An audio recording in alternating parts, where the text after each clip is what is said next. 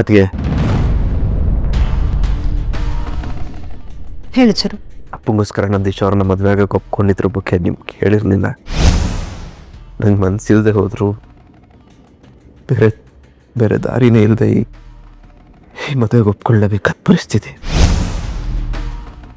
So ನಿಮ್ಮ ಮಾತಿಗೆ, ಮಾವನ ಮಾತಿಗೆ, ಅಪ್ಪನ ಮಾತಿಗೆ ಬೆಲೆ ಕೊಟ್ಟು ನನಗೆ ಇದ್ದೀನಿ. ಥ್ಯಾಂಕ್ಸ್ ಚಿರು. ದಿಶನ್ ಮದುವೆ ಆಗ್ತಿದ್ಯಾ ಅನ್ನೋ ಸಂತೋಷ ಇಲ್ಲದೆ ಹೋದ್ರು ನಿನ್ನ ಲೈಫಲ್ಲಿ ಇಂಥ ಒಂದು ಬದಲಾವಣೆ ಆಗ್ತಿದ್ಯಲ್ಲ ಅಂತನಾದರೂ ನಾನು ಸಂತೋಷ ಪಡ್ತೀನಿ. ನಿನ್ನ ಬಗ್ಗೆ ಆ ದೀಪಾ ಅವರಮ್ಮ ಹಾಗೆ ಮಾತಾಡೋದಕ್ಕೆ ನೀನು ಬೇಜಾರು ಮಾಡ್ಕೋಬೇಡ.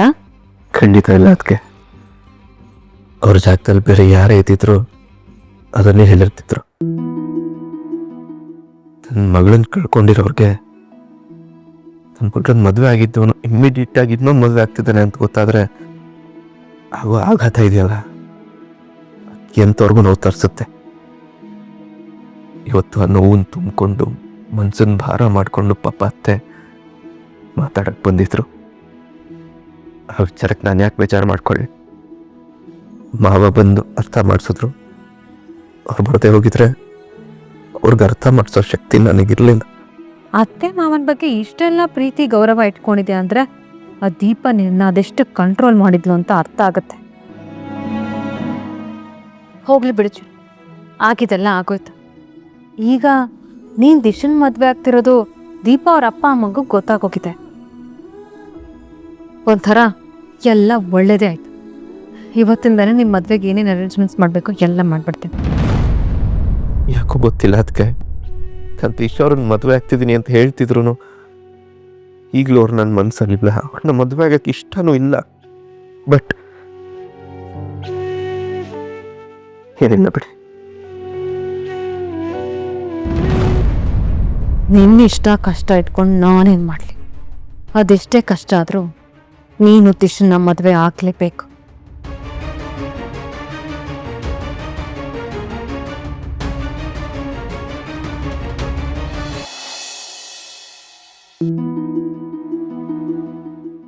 ಯಾಕೆ ಚಿಕ್ಕಪ್ಪ ಏನು ಯೋಚನೆ ಮಾಡ್ತಿದ್ದೀರಾ?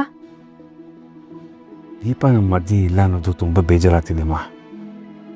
ಚಿರು ದಿಶನ್ ಮದುವೆ ಆಗ್ತಿದ್ದಾನೆ ಅನ್ನೋದು ಖುಷಿನೇ ಇದೆ. ಆದರೆ ದೀಪ ಈ ಮನೆಗೆ ಬೆಳಕಾಗಿದ್ಲು.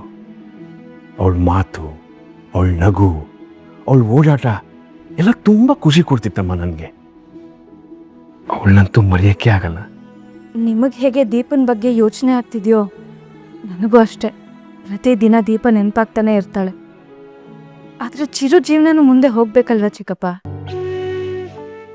ಅಪ್ಪ ಆಸೆ ಪಟ್ರು ಅಂತ ಚಿರು ದಿಶನ ಮದುವೆ ಆಗೋದಕ್ಕೆ ಒಪ್ಪಿದ್ದಾನೆ. ಅದು ಅಲ್ಲದೆ ದೀಪನೇ ಚಿರು ಕನ್ಸಿಗೆ ಬಂದು ನೀನು ದಿಶಾನೇ ಮದುವೆ ಆಗಬೇಕು ಅಂತ ಹೇಳಿದ್ಲಂತೆ. ಹೌದಾ? ಚಿಕ್ಕಪ್ಪ, ಬೇಕಿದ್ರೆ ನೀವೇ ಚಿರುನ್ ಕೇಳಿ. ಅದಕ್ಕೆ ಚಿರು ಇವಾಗ ಸ್ವಲ್ಪ ಬೆಟರ್ ಆಗಿದ್ದಾನೆ. ದಿಶಾನು ಒಳ್ಳೆ ಹುಡುಗಿನೇ. ಸದ್ಯಕ್ಕೆ ಇವಾಗ ನಾವು ನಮ್ಮ ಮನಸ್ಸಲ್ಲಿ ದೀಪನ್ ಬಗ್ಗೆ ಇರೋ ಫೀಲಿಂಗ್ಸ್ನ ಪಕ್ಕಕ್ಕಿಟ್ಟು ಖುಷಿಯಾಗಿರ್ಬೇಕು. ಆಯ್ತಮ್ಮ, ನೀ ಹೇಳಿದ್ಮೇಲೆ ಮುಗೀತು. ಚಿರುನೇ ಬೆಟರ್ ಫೀಲ್ ಮಾಡ್ತೇನೆ ಅಂದಮೇಲೆ ಇನ್ನೇನು, ನೀನು ಅವನು ಎಲ್ಲ ಚಿಲ್ಲಾಗೇ ಇದ್ದೀರ ಅಂದರೆ ನಾನು ಚಿಲ್ಲಾಗೇ ಇರ್ತೀನಿ. ಈ ಮದುವೆ ಫುಲ್ಲು ನಂದೇ ಓಡಾಟ. ತಿಲ್ಲು ಏನ್ರಿ ಥ್ರಿಲ್ ಅಂತಿದ್ದೀರಾ? ಬರಬೇಕು ಮೇಕಪ್ ರಾಣಿಯವರು. ಹೇಗಿತ್ತು ಟ್ರಿಪ್ಪು? ಸಖತ್ತಾಗಿತ್ತು. ನೀವೇನು ಇಷ್ಟು ಖುಷಿಯಾಗಿದ್ದೀರಾ? ನಿನಗೊಂದು ಗುಡ್ ನ್ಯೂಸ್. ಚಿರು ದಿಶಾ ಮದುವೆ ಫಿಕ್ಸ್ ಆಯ್ತು. ಏನು ಹೇಳ್ತೀರಿ? ಸುಳ್ಳು ಹೇಳ್ತಿದ್ದೀರಾ? ಅಯ್ಯ, ನಾನು ಯಾಕೆ ಸುಳ್ಳು ಹೇಳಿ? ಅಚ್ಚುನ್ ಕೇಳು. ಹೌದು ಚಿಕ್ಕಮ್ಮ. ಹೌದೇನ್ರಿ? ಅಯ್ಯೋ ಕೈ ಕೊಡ್ರಿ. ತಂಗಿ ಸ್ಕೋ ಕೆನ್ನೆನು ಬಿಟ್ಟೆ.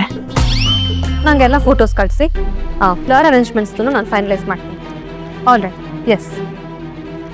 ಕಂಗ್ರಾಟ್ಸ್ ಅಮ್ಮ, ಕಂಗ್ರಾಟ್ಸು.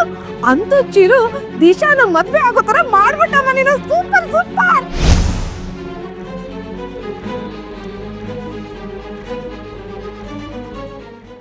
ಅಂದ್ರೆ ನೀನ್ ಮಾಡ್ದೆ ಅಂತ ನಾನು ಹೇಳ್ತಿಲ್ಲಮ್ಮ. ಅವರಿಬ್ರು ಒಬ್ರಿಗೊಬ್ರು ಇಷ್ಟಪಟ್ಟೆ ಮಾಡ್ಕೋತಿದಾರೆ ಅಂತ ಹೇಳಕ್ ಬಂದೆ. ಯಾವಾಗಮ್ಮ ಮದ್ವೆ? ನಾಡ್ದ.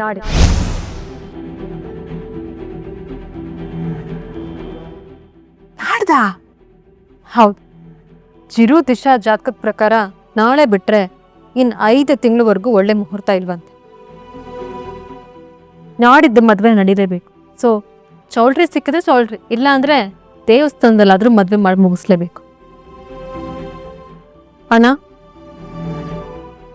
ಚಿಕ್ಕಮ್ಮವ, ಕಂಪ್ಲೀಟ್ ಜವಾಬ್ದಾರಿ ನಿಮ್ದೆ. ಸೌಂದರ್ಯ, ಚಿರು ದಿಶಾ ಮದುವೆ ಜವಾಬ್ದಾರಿನೆಲ್ಲ ನಾನೇ ತಗೋತೀನಮ್ಮ. Mister Prabhakar, what happened? Why are you dull? ನೀನು ಯಾಕಣ್ಣ ಏನು ಮಾತಾಡ್ತಿಲ್ಲ? ಅದು ರಾತ್ರಿ ಯಾಕೋ ಸರಿಯಾಗಿ ನಿದ್ದೆ ಬರಲಿಲ್ಲ, ಅದಕ್ಕೆ ಸ್ವಲ್ಪ. ಇನ್ನು ನಿನಗೆ ನಿದ್ದೆ ಬರೋದು ಇಲ್ಲ. ಯಾಕಮ್ಮ?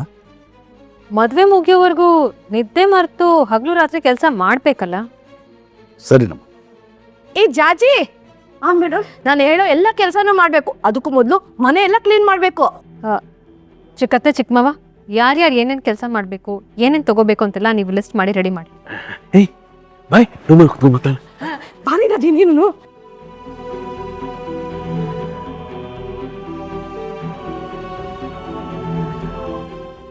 ತುಂಬ ಖುಷಿಯಿಂದ ಬೀಗ್ಬೇಡ ಸೌಂದರ್ಯ. ಈ ಮದುವೆ ನಿಲ್ಸೋದಕ್ಕೆ ನನ್ನ ಕೈಲಿ ಏನೇನಾಗುತ್ತೋ ಅದೆಲ್ಲ ಪ್ರಯತ್ನ ಮಾಡ್ತೀನಿ.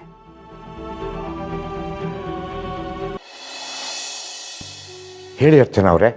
ನೀವು ಬಂದು ಚಿರು ದಿಶಾನ ಮದುವೆ ಆಗಲಿ ಅಂತ ಹೇಳಿದ್ದು ತುಂಬ ಒಳ್ಳೇದಾಯ್ತು. ಇಲ್ಲಾಂದ್ರೆ ವತ್ಸಲ ಆಂಟಿ ಯಾವುದೇ ಕಾರಣಕ್ಕೂ ಒಪ್ತಿರ್ಲಿಲ್ಲ. ಎಷ್ಟೇ ಆಗಲಿ ದೀಪು ತಾಯಿಯವಳು. ದೀಪ ಇಲ್ಲ ಅನ್ನೋ ನೋವು ಹತಾಶೆಯಿಂದ ಹಾಗೆ ಹೇಳಿದ್ದಾಳೆ ಅಷ್ಟೇ. ಇವತ್ತಲ್ಲ ನಾಳೆ ದೀಪಾನೇ ದಿಶಾ, ದಿಶಾನೇ ದೀಪ ಅನ್ನೋ ಸತ್ಯ ಅವಳಿಗೆ ಗೊತ್ತಾದರೆ ಅವಳಿಗೂ ಖುಷಿ ಆಗುತ್ತೆ. ನೀವೇನು ಯೋಚನೆ ಮಾಡಬೇಡಿ. ಸರಿ, ನಾಡಿದ್ದೇ ಮುಹೂರ್ತ ಫಿಕ್ಸ್ ಆಗಿದೆ. ನಾಡಿದ್ದೇನಾ? ಹೌದು, ಅದು ಬಿಟ್ಟರೆ ಇನ್ನು 5 ತಿಂಗಳು ಒಳ್ಳೆ ದಿನಾನೇ ಇಲ್ವಂತೆ. ಅದಕ್ಕೆ ನಾನು ನಿಮಗೆ ಲೊಕೇಶನ್ ಕಳಿಸ್ತೀನಿ, ನೀವು ನಾಳೆನೇ ಬರಬೇಕು. ನಾನಂತೂ ಬರ್ತೀನಿ. ವತ್ಸಲ ಅಂಬುಜ ಬರ್ತಾರೋ ಇಲ್ವೋ ಗೊತ್ತಿಲ್ಲ. ಅಳಿಯಂದರು ನನ್ನ ಮಗಳ ಕೊರಳಿಗೆ ಹಾಕೋ ಬ್ರಹ್ಮಗಂಟೆನ ಖುಷಿಯಿಂದ ನೋಡಿ ಕಣ್ ತುಂಬ್ಕೋತೀನಿ. ಸರಿ, ಇಡ್ತೀನಿ.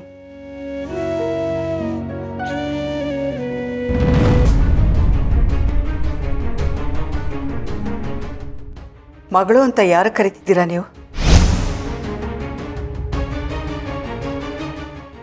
ನಿಂಗೆ ಹೇಳಿದ ವಿಷಯನ ಅಮ್ಮಂಗಾಗಿ ಅಣ್ಣಂಗಾಗಿ ಗೊತ್ತಾಗ್ಬಾರ್ದು. ನಾನು ಹಸ್ಬೆಂಡ್ನ ಯಾವಾಗ ದಿಶಾ ಮದ್ವೆ ಆಗ್ತೀನೋ ಆಗ್ಬೇಕಿದ್ರೆ ನನ್ ಮೇಲೆ